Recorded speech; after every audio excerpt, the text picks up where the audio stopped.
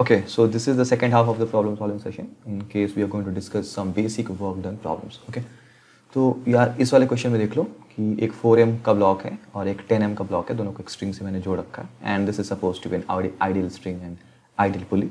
Okay, और यहाँ पे कोएफिशिएंट ऑफ फ्रिक्शन दे रखा है 0.5. ठीक है, और ब्लॉक को पहले मैंने ये पूरा सिस्टम पहले रेस्ट में था, तो system is released from rest. Okay, and you are suppose to find work done by gravity, work done by normal, work done by friction and work done by tension on the 4 kg block or the 4m block. And since there cannot be any normal or friction on the 10m block, so we are just interested in work done by gravity and work done by tension on the 10m block. Okay, so first of all पहले तो ये हमें पता करना है कि यार ये सिस्टम मूव करेगा भी कि नहीं करेगा, क्योंकि अगर मूव ही नहीं करेगा तो सारे वर्क डन मेरे जीरो हो जाएंगे क्योंकि कोई डिस्प्लेसमेंट ही नहीं है. तो पता करना है कि मूव करेगा कि नहीं करेगा, तो ये सिंपल सा पहले अपना लॉज ऑफ मोशन का प्रॉब्लम हो गया. First we have to figure it out whether the system is going to be rest or in motion. तो पहले देख लो कि अज्यूम करो कि अगर ये रेस्ट पे है, अगर ये रेस्ट पे रहता तो रेस्ट पे रहने के लिए इसका टेंशन कितना चाहिए? टेंशन चाहिए 10 mg. I am not going to write anything, maybe I just mention some of the forces. So this is going to be 10 mg. Okay, and this is going to be t. Again यहाँ पे t यहाँ पे ऐसा होगा और यहाँ पे जो f max लगेगा, f max जो यहाँ पे लग सकता है, इट्स नॉट लाइक वो लगेगा फिलहाल के लिए, अगर रेस्ट पे रहेगा तो उससे कम भी लग सकता है या फिर उतना भी लग सकता है. That concept we know from friction. Okay, so F max here और we can also say F limiting, that is mu into M into G. So that is going to 0.5 into 4m into G. कितना हो जाएगा भाई? 2mg. ठीक, तो भाई साहब यहाँ पे जो फ्रिक्शन जो मैक्सिमम लग सकता है ना 2mg, दैट मीन्स कि अगर मेरा टेंशन अगर 2mg से कम हुआ तो फ्रिक्शन उसको आगे जाने नहीं देगा. खुद देखो ना यार, जो टेंशन है अगर 2mg से कम हुआ तो या फिर उतना भी हुआ तो ये फ्रिक्शन उसको आगे जाने नहीं देगा. So for that motion we have to have this tension at least more than 2m और at least 2mg. Okay, in that case the system is going to move with a constant velocity, a constant speed you can say, because velocity of this guy and this guy, they are going to be different but the speed is going to be same. Okay, so for the system to be in equilibrium, my tension should be less than 2mg. but as you should be able to see कि अगर ये system equilibrium में है तो भाई यहाँ से मैं देख सकता हूँ कि मेरा टेंशन कितना होना चाहिए? 10 mg होना चाहिए. तो अगर सिस्टम इक्विलिब्रियम में तो टेंशन यहाँ पे 10 mg होगा, तो फिर यहाँ पे भी सेम स्ट्रिंग है तो यहाँ पे भी टेंशन 10 mg होगा. और ये भाई साहब मैक्सिमम फ्रिक्शन लग सकता है 2 mg. That means this system can not stay at rest. So one thing I can be very sure, system can't stay at rest. ठीक है, सिस्टम मोशन करेगा भाई साहब.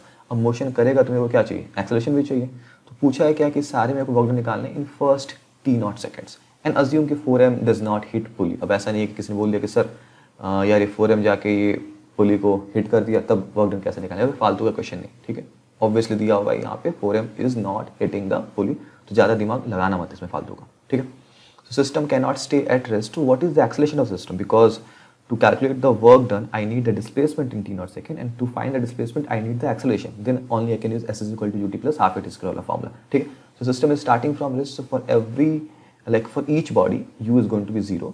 so for the timing I can just calculate the acceleration. Acceleration निकालने के लिए भाई मेरे को fvd तो बना हुआ है पहले से और मुझे पता है कि ये सिस्टम मोशन करेगा तो यहाँ पे मेरे को एफ मैक्स ही लगे. And for the time being I am saying कि न्यू स्टैटिक और न्यू काइनेटिक दोनों ही सेम है. मोस्ट ऑफ द केस में प्रॉब्लम में तुम्हें सेम ही दे रखा होगा, कभी कभी थोड़ा सा वो मतलब चेंजेस कर देते हैं, बट फिलहाल के लिए मेरा न्यू एस और mu K I just write here mu K is equal to mu S and that is equal to 0.5. Okay, so you should be able to see for the block A and block B. If I'm going to draw the FBD is already there. I'm just going to add one more force here. Friction ऐसा डाल दूंगा मैं F max. ठीक है, motion करेगा तो भाई equation क्या बनेगी मेरी? 10 mg minus t is equal to 10m into a. Similarly t minus F max कितना है? 2 mg. t minus 2 mg is equal to what? 4m into a. मास इसका 4m है ना यार, ये न्यू इंटू 4. ये कैलकुलेशन सही किया ना, 5 इंटू 4 या 2 करेक्ट. तो अब मेरे को क्या करना है? सीधे सीधे ऐड कर देना. यहाँ पे टी डी कैंसिल आउट हो जाएगा. 10 minus 2 is equal to 8 mg and then this is going to 10 plus 4 14 ma. So in this case you should be able to see कि एक्सेलरेशन मेरा कितना हो जाएगा यार? 8/14 g. और थोड़ा मैं इसको सिंप्लीफाई करूँ तो कितना हो जाएगा? 4/7 g मीटर पर सेकेंड स्क्वायर। ठीक, तो ये मेरा हो गया एक्सेलरेशन। अब मेरे को पता करना है work done by gravity. Work done by gravity on 4m।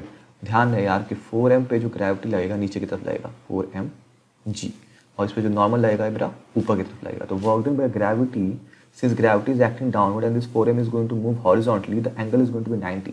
Okay, so cos 90 में 0 हो जाएगा। So this work done by gravity is going to be 0. Similarly work done by normal is going to be 0, क्योंकि normal ऊपर लगेगा, displacement ऐसे लगेगा, तो ये नॉर्मल या फिर mg दोनों ही केस में जो एंगल बनेगा वो वेट और जो नॉर्मल का एंगल बनेगा डिस्प्लेसमेंट के साथ वो 90 डिग्री बनेगा। तो cos 90 0, work done 0। You have to find the work done by friction.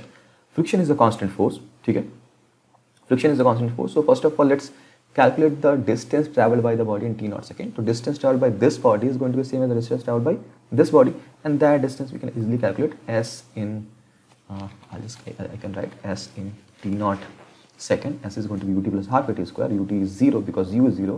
Half into a into t naught square. ये कितना हो जाएगा यार? 2/7 g t naught square. So that is your s distance traveled by both bodies. One is going to move horizontal and one is going to move vertical. So that is the distance traveled by both bodies in t seconds. तो मेरे को work done by friction निकालना है। तो work done by friction कैसे निकाल सकता हूँ यार? वर्क डन क्या लिख रहा हूँ मैं फालतू से? Work done by friction on the 4m block is going to be force into displacement. Force लग रहा है पीछे की तरफ, डिस्प्लेसमेंट आगे की तरफ। वर्क डन ऑब्वियसली यहाँ पे नेगेटिव होने वाला है, तो कितना हो जाएगा? 2mg is the force, the friction force is going to be the maximum friction force, 2mg into the displacement, and that is 2/7 g t naught square। तो ये कितना हो जाएगा भाई? ये हो जाएगा 4/7, सही किया ना मैंने? 4/7 m g naught नहीं g square t naught square। So this is the work done by friction। Okay, work done by friction मेरे को पता चल गया।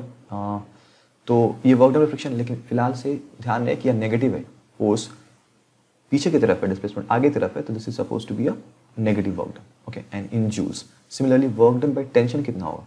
तो टेंशन अगर मेरे को निकालना है तो टेंशन मेरे को कैलकुलेट करना पड़ेगा यहाँ से यार।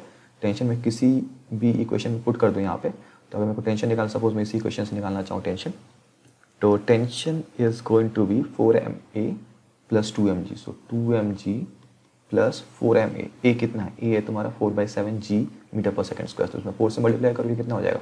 16/7 g मीटर पर सेकेंड स्क्वायर। ओके, तो मीटर पर सेकेंड लगने की जरूरत नहीं है, late me just wrap it of. 16/7 g, सही है ना? देख लो एक बार यार। 4m दिया हुआ है, 4 और या m भी तो आएगा ना यार, sorry. Let me just drop this off and this is supposed to be mg। ठीक है, अब कैलकुलेशन नहीं करने वाला। 7 × 2 14 प्लस 16 वो हो जाएगा यहाँ पे।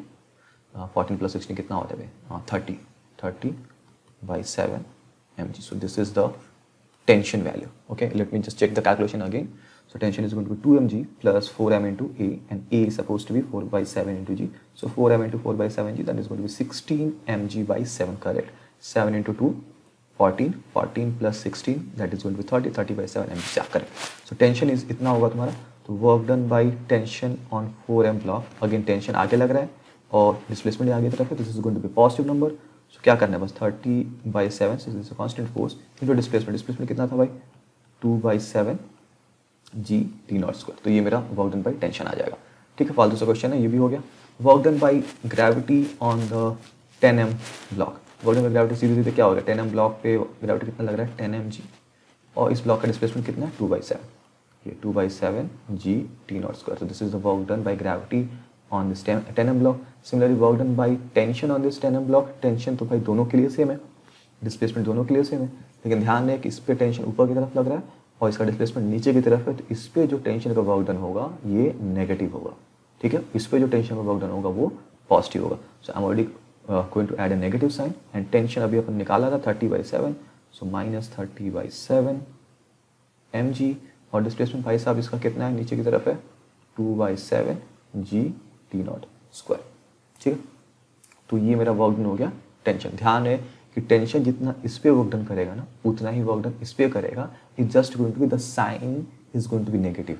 on block 4m it's going to do a positive work done, on block 10m it's going to do negative work done. Okay, so hopefully ये समझ में आया होगा, बहुत ही बेसिक सा प्रॉब्लम है. ठीक है, मूव ऑन करते हैं नेक्स्ट प्रॉब्लम पे. ठीक है, ये भी बहुत फालतू सा प्रॉब्लम है यार, कुछ है ही नहीं इसमें. देखो यहाँ पे क्या है कि एक ब्लॉक को एम ब्लॉक को ए से बी में लेके जा रहा हूँ कोई एफ एक्सटर्नल लगा के, और फिर मैं बी से सी लेके जा रहा हूँ. सपोज करो कि यहाँ से मैंने ए से बी इसको खींच के लेके गया, और फिर बी पे जैसे आया इसको मैंने अपने हाथ में ऐसे पकड़ लिया. ठीक है, और फिर मैंने उसको बी से सी में उसको ऊपर लेके गया. In both cases I am making sure कि ए से बी मेरा कॉन्स्टेंट वेलोसिटी है, बी से सी भी मेरा कॉन्स्टेंट वेलोसिटी है. ठीक है, कुछ नहीं दिया, एफ एक्सटर्नल की वैल्यू नहीं दी हुई है, लेकिन मुझे वर्क डन पूछा.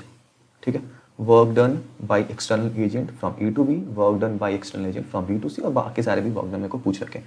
लेकिन देखो यार इसमें ये भी पूछ रखा है कि what is work done on the mass by gravity and what is work done by normal. अभी अपने पुराने प्रॉब्लम देखा, पिछले वाले प्रॉब्लम देखा कि ग्रेविटी इस पर कोई वर्क डन नहीं करेगा, क्योंकि इसका जो ग्रेविटी लगेगा नीचे की तरफ लगेगा. ए टू बी ग्रेविटी इस पर नीचे की तरफ लगेगा, कोई वर्क डन नहीं करेगा. So work done by gravity like for A to B motion it is going to be 0. work done by normal, again normal ऊपर लगेगा, this is going to be 0. work done by friction and work external मेरे को निकालना है. ध्यान रहे कि यहाँ पे constant velocity दे रखा है, that means कि इस पे नेट कोई एक्सेलरेशन नहीं है, नेट एक्सेलरेशन नहीं है तो नेट फोर्स भी नहीं होगा, और बॉडी मूव कर रही है तो इस पे जो फ्रिक्शन लगेगा कितना लगेगा, एफ मैक्स लगेगा. एफ मैक्स लगेगा तो कितना लगेगा, वो न्यू एम जी लगेगा, mu into N, N is m g. इसका मतलब एफ एक्सटर्नल भी कितना होना चाहिए, न्यू एम जी होना चाहिए. तो वर्क डन बाई एक्सटर्नल कितना हो जाएगा, फोर्स इंटू डिस्प्लेसमेंट. फोर्स मेरा कांस्टेंट है, फोर्स कांस्टेंट कितना है भाई, mu M g right hand side direction में. ठीक है, तो work done by external agent कितना हो जाएगा, mu M g into x naught, क्योंकि ए और बी के बीच में जो डिस्टेंस है वो एक्स नॉट है. ठीक है, कांस्टेंट फोर्स है ना, तो कांस्टेंट फोर्स का वर्क डन बस फोर्स इंटू डिस्प्लेसमेंट कर देना होता है चुप्पे से. वर्क डन बाय फ्रिक्शन कितना हो जाएगा, वो पीछे की तरफ लग रहा है फ्रिक्शन और डिस्प्लेसमेंट आगे की तरफ हो रहा है, तो यहाँ पे कॉस्टिविटी होगा, नेगेटिव होगा. So that work done is going to be minus mu M g into x naught. Force into displacement किया है मैंने फालतू सा. ठीक है, फोर्स पीछे की तरफ है, डिस्प्लेसमेंट आगे की तरफ है. ठीक है, वो मैंने कैलकुलेशन कर दिया, वो मेरा आ गया नेगेटिव. हाँ, किसी को नहीं समझ में आया तो सीधे सीधे देख लो. यहाँ पे फ्रिक्शन जो होगा, फ्रिक्शन को वेक्टर फॉर्म में क्या लिखूंगा मैं, माइनस न्यू एम जी आई, और जो डिस्प्लेसमेंट है उसको क्या लिखूंगा मैं, एक्स नॉट आई. तो यहाँ पे इन दोनों का डॉट प्रोडक्ट लूंगा तो मेरे पास क्या आएगा, minus mu M G X naught आई.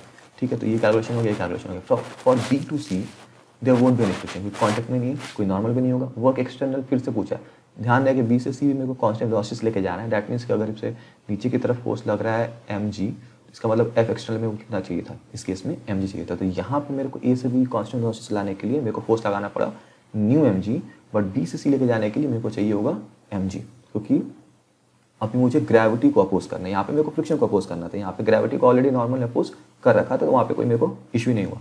अभी यहाँ पे वर्क एक्सटर्नल निकालना है, तो वर्क एक्सटर्नल ऊपर की तरफ फोर्स लगा रहा हूँ, ऊपर जा रहा है, मेरा वर्क एक्सटर्नल कितना हो जाएगा भाई, मेरा फोर्स लगा है एम जी और डिस्प्लेसमेंट मेरा एक्स नॉट. वर्क डन पे पॉजिटिव होगा क्योंकि जिस डायरेक्शन में फोर्स है उस डायरेक्शन में मेरा डिस्प्लेसमेंट है. सिमिलरली वर्क डन पे ग्रेविटी नीचे लग रहा है, बॉडी ऊपर जा रहा है, तो ऑब्वियसली मेरे को पता है वर्क डन यहाँ पे नेगेटिव होने वाला है. और since is the constant force I can just write minus m g into x naught नहीं है ना यार, वाई नॉट है ना, sorry. So I am just going to write it down. ये तुम्हारा हो जाएगा भाई y naught, and even this is going to be minus mg y naught. Keep in mind कि a से b जैसे ही मैं इसको लेके गया कांस्टेंट वेलोसिटी था. ठीक है, तो अगर तुम्हें थोड़ा भी पता है काइनेटिक एनर्जी के बारे में, तो काइनेटिक एनर्जी का फॉर्मूला जो पता होगा ना, हाफ एम वी स्क्वायर होता है. तो a से b गया तो ये कांस्टेंट वेलोसिटी से गया, तो a से b इसका कोई काइनेटिक एनर्जी चेंज नहीं हुआ. ठीक है, काइनेटिक एनर्जी चेंज नहीं हुआ. अगर मैं a से b अगर इस बॉडी पर टोटल वर्क डन की बात करूँ, टोटल वर्क डन में क्या आएगा, मेरा वर्क एक्सटर्नल आएगा, वर्क फ्रिक्शन आएगा. देखो इन दोनों को जोड़ोगे तो तुम्हारे पास क्या आएगा, 0 आएगा. So work net A to B is going to be 0. और मेरे को यहाँ पे क्या दिख रहा है कि डेल्टा के इज इक्वल टू 0. इस पे एक थियरम है, आगे आके भी मैं बताऊंगा नेक्स्ट वीडियो में. ठीक है, कि वर्क नेट अगर 0 है और काइनेटिक एनर्जी भी 0 है तो कुछ तो रिलेशन होगा शायद से इनमें. आई कैन नॉट से at this point of time, but may be will see that in the next video. Okay, so work external यहाँ पे जो टोटल है वो 0 है, काइनेटिक एनर्जी भी 0 है. ध्यान है बी टू सी में भी मेरा वर्क नेट जो है, यहाँ पे वर्क नेट कहाँ से आ रहा है, वर्क एक्सटर्नल से आ रहा है. So work net here is going to B work external plus work gravity, again that is going to be 0. And you can see kinetic energy here also it the change is 0. ठीक है, तो यार ये मैंने simple सा फंडा तुम्हें बता दिया कि वर्क एनर्जी और वर्क और काइनेटिक एनर्जी में कुछ तो शायद से रिलेशन है. देखते हैं आगे क्या रिलेशन है. और ये हमारा 2 सेशन हो गया मतलब प्रॉब्लम सॉल्विंग का, basic work done problem solving का, so that you can get like you can get started with the problems that I have given in the PDF. Okay, so there will be a PDF for this chapter. You can find that PDF at the end of this video lecture series, okay. फिर वहाँ पे तुम्हें हर type के problem मिलेंगे, basic problems, advance problem, JEE mains के problems, archive problems. So at least you can get start with the problem solving, okay, ठीक है। तो ये रहा अपना बेसिक वर्क डन का problem solving. And next we are going to discuss more about the kinetic energy and one of the most important theorem in, I say, all of the mechanics or even in physics, that is work energy theorem, okay. So see you guys in the next one.